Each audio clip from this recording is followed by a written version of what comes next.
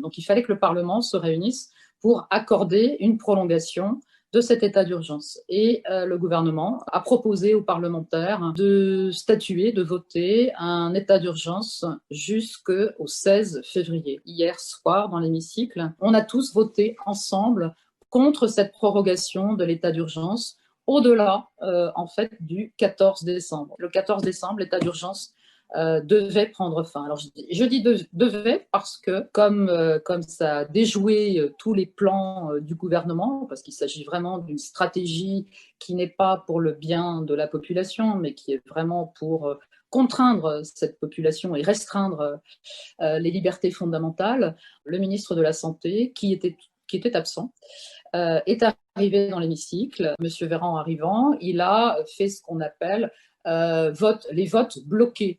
Donc, à partir du moment où il a dit ça, toute la discussion autour des amendements sur ce texte n'ont pas été suivies d'un vote. C'est là aussi quelque chose d'assez exceptionnel. Déjà qu'on est dans une procédure exceptionnelle, et là, d'empêcher les parlementaires de voter les amendements. Tout ce qui avait été voté hier soir, et ça aussi, c'est un droit de l'exécutif, ont été resoumis au vote. C'est-à-dire qu'il y a eu une nouvelle délibération sur, du coup, l'arrêt de l'état d'urgence. Nous avions réussi, l'ensemble des oppositions, à mettre fin à cet état d'urgence de façon prématurée. Également le confinement, puisque ce confinement, nous avions voté le fait que la prolongation de ce confinement devait nécessairement repasser devant le Parlement. Et tout cela a été balayé il y a quelques minutes, puisque je sors de l'hémicycle, à la demande du gouvernement. Il y a eu une deuxième délibération. Le gouvernement a profité de faire d'une pierre deux coups.